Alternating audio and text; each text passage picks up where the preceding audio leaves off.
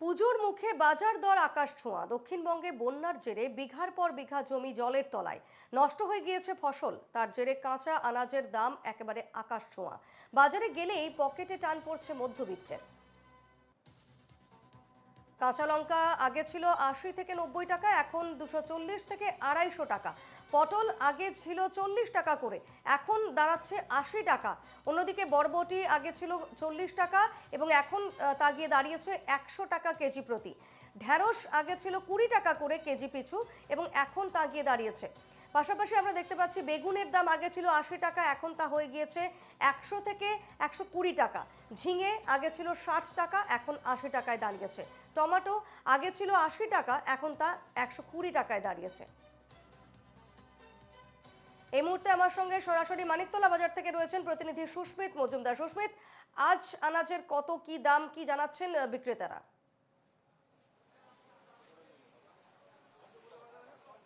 দেখো দীপন্না, তোমাকে বলে রাখি, সবজির কিন্তু আকাশ ছোঁয়া দাম, অর্থাৎ বলা যেতে পারে এ সমস্ত সবজি কিন্তু ইতিমধ্যে সেঞ্চুরি করে গিয়েছে।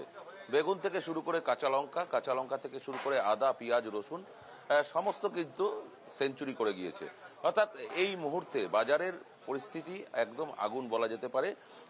শুধু তাই নয়, এর ফলে কিন্তু যারা ক্রেতা রয়েছে সেই ক্রেতারও অভাব রয়েছে। দোকানদার যারা রয়েছেন তারা বলছেন যে সেই পরিমাণে কিন্তু বিক্রি হচ্ছে না, যে পরিমাণে বিক্রি আগে হতো সেই বিক্রিটা কিন্তু অনেকটাই কমে গিয়েছে। আমরা একটু সরাসরি বিক্রেতাদের সঙ্গে একটু কথা বলার চেষ্টা করবো। আগের তুলনায় কি বিক্রি একটু কম হচ্ছে? হ্যাঁ, মানুষ কম কিনছে, কি করে কিনবে? 200 টাকা 300 টাকা কিলো সবজি, যার যতটা দরকার সে তার থেকে পরিমাণ কমিয়ে কিনছে।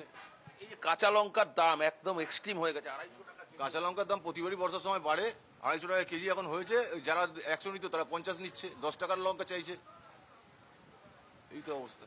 দেখো, একেবারে এই আলু পেঁয়াজ থেকে শুরু করে সমস্ত সবজির দাম কিন্তু একদম অগ্নিগর্ভ হয়ে গিয়েছে। এবং তোমাকে বলে রাখি, সর্বোপরি কাঁচা লঙ্কা যেটি কিন্তু ২৫০ টাকা কেজি হয়ে গেছে। অর্থাৎ বলা যেতে পারে রসুন বেশ বেশ, আমরা ৪০০ টাকার বাজারের হাল কাছাকাছি। হাকিকত আবারও তুলে ধরবো। আপাতত ধন্যবাদ সুস্মিত।